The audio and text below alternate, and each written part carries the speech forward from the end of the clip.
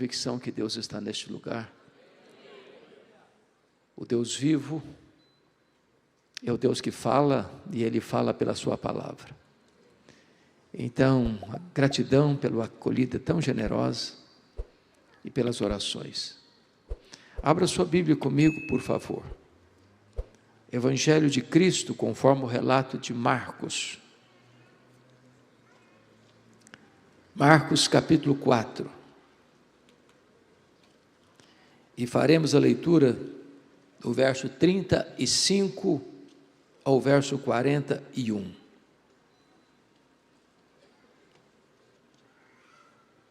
Esse texto diz assim: naquele dia, sendo já tarde, disse-lhes Jesus: passemos para outra margem.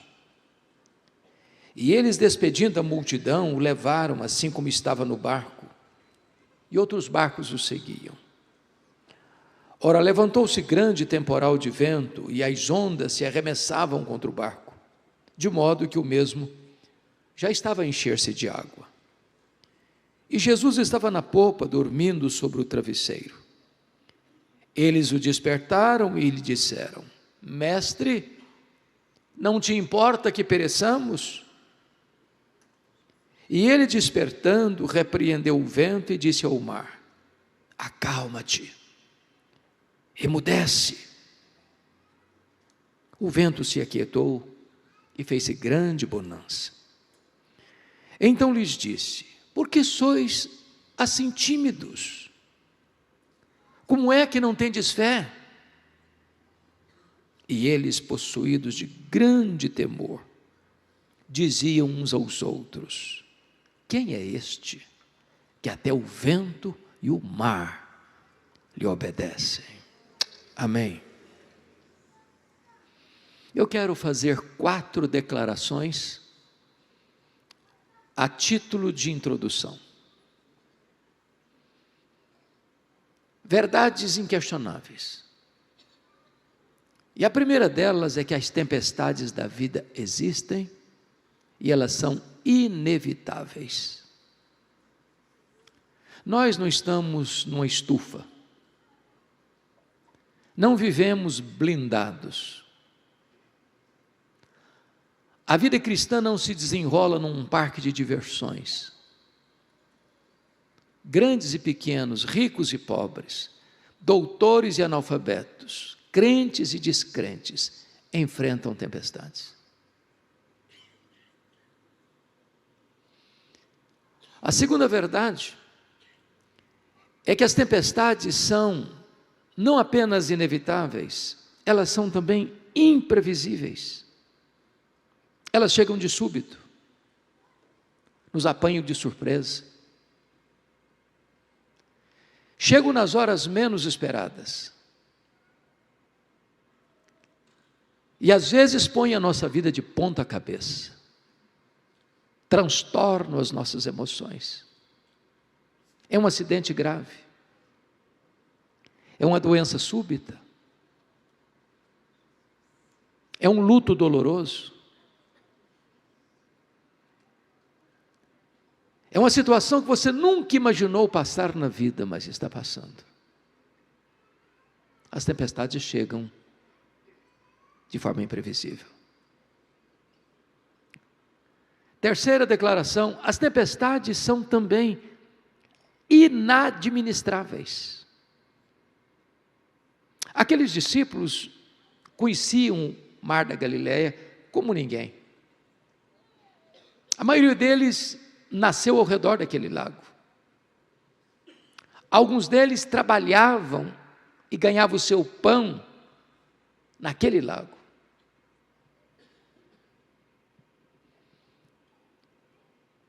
Certamente já tinham enfrentado outras tempestades e triunfado. Entretanto, agora eles não conseguem administrar a situação. O barco não obedece mais o comando deles. O barco está rodopiando no meio do mar, jogado de um lado para o outro ao sabor do vendaval. É assim na vida. De repente as rédeas saem das nossas mãos. De repente nós chegamos ao fim da linha dos recursos humanos.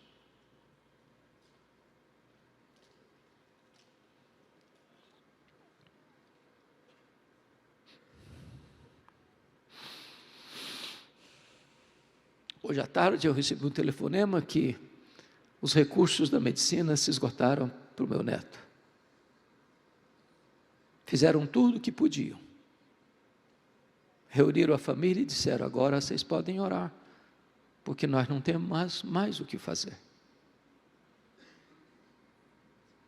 Não sabemos mais o que fazer. Os recursos da terra se esgotaram. Às vezes nos sentimos assim, impotentes, incapazes. Porque assim são as tempestades da vida, às vezes inadministráveis. Mas em último lugar, quarto lugar, as tempestades são pedagógicas. Isso nos consola. Porque nós não cremos em acaso. Nós não cremos em sorte. Nós não cremos em azar. Nós não cremos em determinismo. Nós não cremos em coincidência. Nós não cremos que o nosso Deus é pego de surpresa. Nem está no céu esfregando as mãos porque não sabe o que fazer diante de uma situação. Nós cremos que as tempestades são pedagógicas. Se Deus as permite, é porque tem um propósito. E certamente as tempestades não vêm para nos destruir, vêm para tonificar as musculaturas da nossa alma. Não vem para nos levar a um naufrágio, vem para nos fortalecer a fé. Dito isto, à guisa de introdução, vamos à análise do texto. O contexto dessa passagem é que Jesus passara todo aquele dia ensinando as parábolas do reino. E se você já pregou, deu aulas, durante um dia inteiro, no final do dia você está exausto. E diz-nos o texto, que naquele dia, sendo já tarde, disse Jesus aos seus discípulos: passemos para outra margem. E Jesus pegou o travesseiro, foi para a popa do barco, deitou e dormiu. Ele era perfeitamente homem. Enquanto Jesus dorme e os discípulos navegam, a tempestade chega, subitamente, imprevisivelmente. E eu posso até escutar os discípulos dizendo uns para os outros: vamos deixar o mestre descansar. Nós temos conhecimento, nós temos experiência, nós resolvemos o problema. Mas não conseguiram. O mar estava mais bravo, as ondas mais revoltas, o vento contrário fazia o barco rodopiar no meio do mar. As ondas açoitavam o barco e ele se enchia d'água. A morte mostrava para eles a sua carranca. Quando não mais sabiam o que fazer, recorrem a Jesus com uma pergunta em tom de censura: mestre, não te importa que pereçamos? E diz a Bíblia que Jesus se desperta, repreende o vento, repreende o mar, diz: acalma, sossega. E fez-se bonança. E então Jesus pergunta para eles assim: por que sois assim tímidos? Como é que não tendes fé?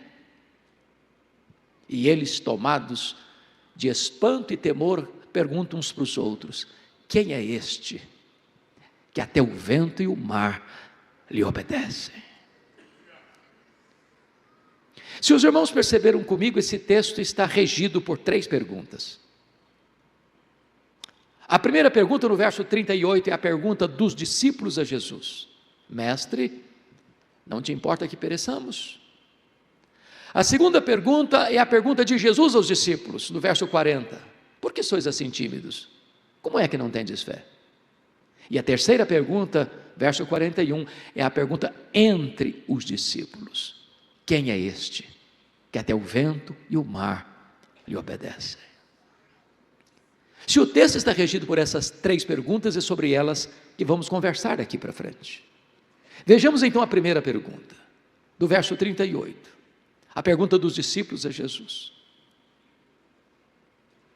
E eu confesso que esta também é a minha pergunta, é a nossa pergunta, nas horas mais difíceis, mais dolorosas, quando a crise nos abraça, quando a dor lateja em nosso coração, quando nós chegamos ao fim dos nossos recursos, quando nós não vemos uma saída, quando não vemos uma luz no fim do túnel, quando parece que a crise nos venceu de goleada, também recorremos a Jesus com esta pergunta: Mestre, não te importas? Não estás nos ouvindo? Não vais nos socorrer?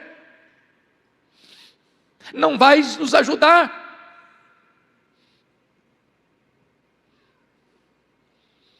A grande pergunta é por que eles estão fazendo esta pergunta em tom de censura. O que não está bem resolvido na mente deles? Primeiro, o que não está bem resolvido na mente deles é a ordem de Jesus, do verso 35, passemos para outra margem, e a tempestade.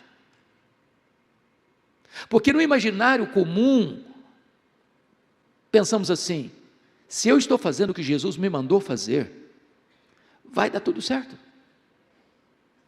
não vai ter crise, não vai ter tempestade, vai ser um voo de céu de brigadeiro.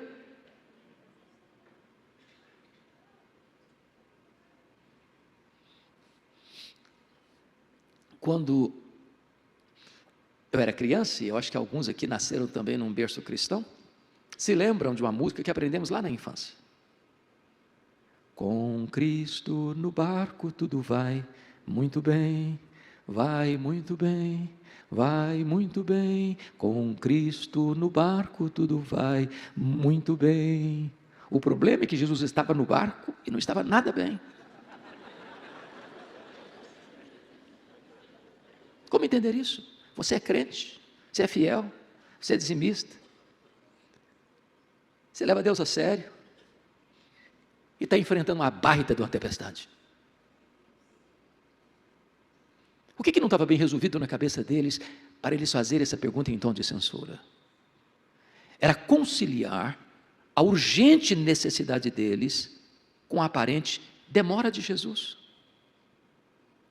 Jesus estava dormindo. E quem está dormindo não está agindo. Eles tinham urgência. A crise era medonha. O mar estava como que engolindo a vida deles. E eu posso lhes garantir que às vezes a demora de Deus nos aflige mais do que a própria tempestade. Tem hora que o silêncio de Deus grita mais alto nos ouvidos da nossa alma que o ruído mais barulhento das circunstâncias mais adversas. Eu fico pensando que a maior dor de Marta não foi a doença do Lázaro, foi a demora de Jesus. Quando Jesus chegou na aldeia de Betânia, Marta nem disse bom dia para Jesus, nem falou shalom, foi logo despejando a sua mágoa: se tu estiveres aqui, o meu irmão não teria morrido. Mas permita-me lhe dizer, Jesus nunca chegou atrasado. Ele não chega no nosso tempo, nem do nosso jeito, mas Ele sempre chega, no tempo oportuno de Deus.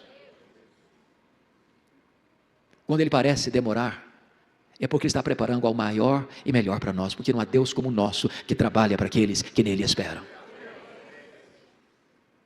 Marta duvidou, chegou a interferir: Senhor, não remove essa pedra não, agora não adianta mais, já cheira mal. E Jesus disse: se você crer, Marta, você verá a glória de Deus.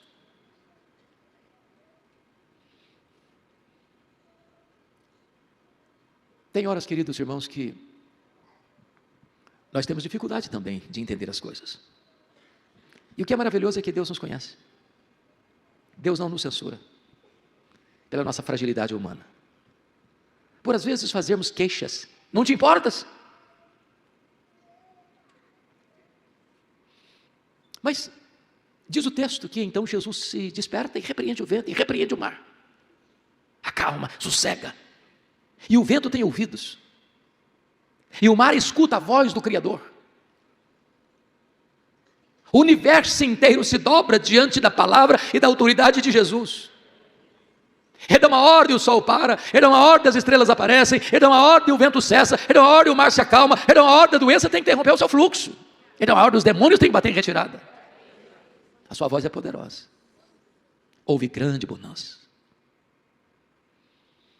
Então agora é Jesus quem vai se dirigir a eles na segunda pergunta do texto. E Jesus pergunta assim: por que sois assim tímidos? Como é que não tendes fé? Em outras palavras, por que é que vocês estão com medo? Agora, por favor, pense comigo, se você estivesse lá, naquela noite, dentro daquele barco, enchendo-se d'água, a morte mostrando para você a sua carranca, você estaria com medo? Eu só fiz um cruzeiro em navio grande na vida. Fiz muitos cruzeiros pequenos, mas navio grande foi só uma vez. Saí de Santos para as praias do interior do Rio, num congresso a bordo. E foi uma experiência traumática. Traumática. E eu prometi a mim mesmo nunca mais fazer outro cruzeiro na vida. Ondas de 5 metros. Meus irmãos, todo mundo ficou nauseado dentro daquele navio.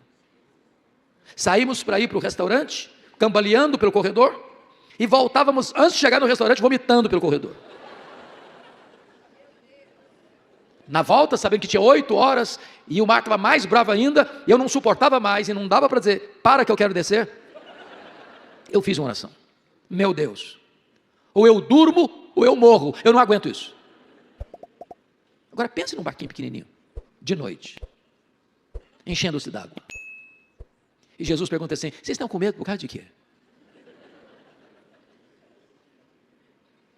A grande pergunta é por que eles deviam ter fé e não medo? Para lhes ajudar, dar-lhes-ei 4 razões com um recurso mnemônico, começando todos com a letra P. Primeiro, eles deviam ter fé e não medo por causa da promessa de Jesus. Passemos para outra margem. Se Jesus disse passemos para outra margem, qual era o destino deles? A outra margem. Então, promessa de Jesus e realidade são a mesma coisa. Se Ele prometeu, Ele é fiel para cumprir. Ele é o avalista da sua própria palavra. Nenhuma das suas promessas cai por terra. Segundo lugar, eles deviam ter fé e não medo, por causa da presença de Jesus. Jesus estava dentro daquele barco. Preste atenção. Quando Jesus está no barco da nossa vida, pode ter tempestade, mas não tem naufrágio. O único antídoto eficaz para tirar o medo do nosso coração não é o nosso dinheiro, não é a nossa saúde, não é a nossa influência, é a consciência de que Jesus está conosco. Ainda que eu ande pelo vale da sombra da morte, eu não temerei mal nenhum, porque tu estás comigo. E Ele prometeu: eis que eu estou convosco todos os dias, até a consumação dos séculos. Terceira razão por que deviam ter fé e não medo: por causa da paz de Jesus. O que Jesus estava fazendo no barco? Dormindo. Ele sabia que a tempestade viria? Com certeza. E se sabia, por que dormiu? Dormiu porque sabia que tudo estava sob controle. Então, dar-lhes-ei uma definição de paz. Paz não é ausência de tempestade. Paz é a certeza de que, apesar da tempestade, tudo está sob controle. Não do nosso controle, mas do controle de Jesus. No que tange a vida, pela fé dizemos: se vivemos para o Senhor, vivemos. Se morremos para o Senhor, morremos. Quer pois vivamos, quer pois morramos, nós somos do Senhor. Então temos paz. Quarto lugar, por que deviam ter fé e não medo? Por causa do poder de Jesus. É curioso que Marcos reúne ao redor desta passagem outros episódios que destacam o poder de Jesus. Aqui Jesus demonstra poder sobre a natureza. O mar obedece à sua voz, o vento escuta a sua ordem. Mas quando eles desembarcam do outro lado, era noite, eles desembarcam na parte oriental do lago, no que nós chamamos hoje das montanhas de Golã. É um despenhadeiro. Ali ficava a região, começando a região de Decápolis, 10 cidades gentílicas. Lá estava a cidade de Gadara. E desembarcam não só num despenhadeiro, mas dentro de um cemitério. E a última coisa que você espera ver dentro de um cemitério é gente viva de noite. E lá tem um homem, nu, violento, gritando de noite e de dia, possuído por uma legião de demônios. Legião é a mais poderosa máquina de guerra do Império Romano. 6.000 soldados. Tem 6.000 demônios dentro de um único homem. Aquele homem era foragido da lei, as algemas não podiam prendê-lo mais. Aquele homem era enjeitado da família e da sociedade, não tinha mais espaço entre os vivos, foi morar entre os mortos. Aquele homem era um pária da sociedade. E Jesus faz uma viagem de noite, depois de uma tempestade, para dentro de um cemitério, numa terra gentílica, para libertar, para curar, para salvar aquele homem e para enviá-lo como missionário para a sua família. Sabe por quê? Porque Jesus tem poder sobre a natureza e Jesus tem poder sobre os demônios.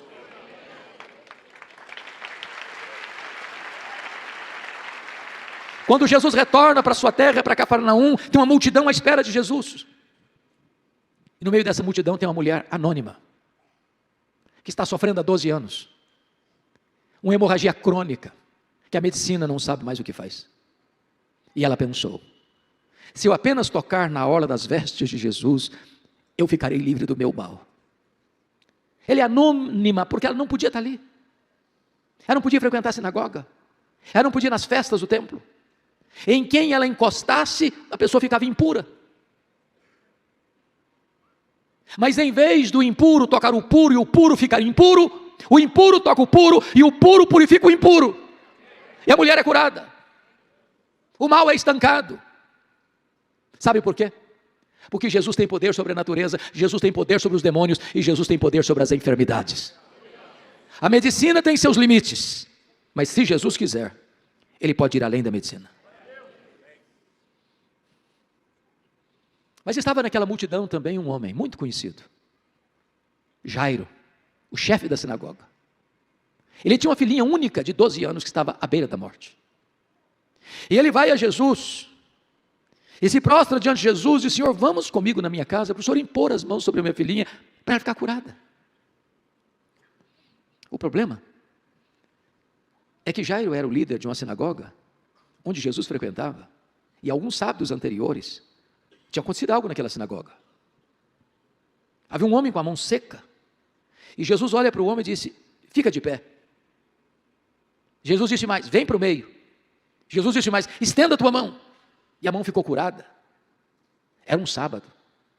E diz a Bíblia que as principais autoridades de Israel se mancomunam com os herodianos para matarem Jesus. Portanto, quando Jairo vai a Jesus, ele sabe que ele está debaixo de uma censura e possível perseguição dos líderes religiosos da nação. Mas ele tem uma causa urgente. E ele se curva diante de Jesus. Ele tem uma necessidade. Quando Jesus está indo com ele para a casa dele, é que surge o fato da mulher hemorrágica. E Jesus para. E faz uma declaração estranha. Alguém me tocou. E os discípulos, com lógica cartesiana, repreenderam a Jesus. Mas Senhor, não faz sentido a tua pergunta. Está todo mundo te encostando, está todo mundo te acotovelando, está todo mundo te esbarrando. Como é que é esse negócio de alguém me tocou? Mas é claro que alguém está te tocando. E Jesus respondeu, alguém me tocou porque de mim saiu poder. Tem muita gente que encosta em Jesus, mas poucas pessoas tocam em Jesus pela fé. Eu fico pensando, queridos pastores, na aflição do Jairo. Cada minuto que passava era uma angústia a mais. E Jesus conversando com a mulher. E eu fico, Jesus, resolve logo isso aí. Essa mulher está curada, vamos comigo, Jesus. Não pode atrasar, não pode. Vamos. Quando chega alguém da casa do Jairo, diz, não incomodes mais o mestre. A tua filha acabou de morrer. O mundo desaba na cabeça do Jairo. E Jesus diz para ele: não temas, crê somente. Quando Jesus vai para a casa do Jairo, tem uma multidão lá, chorando. Lá estava o coral da morte. E entra sobranceiro o solo da ressurreição.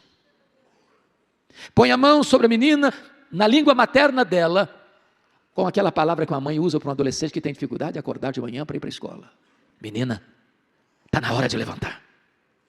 E a morte solta os tentáculos da menina, e ela ressuscita.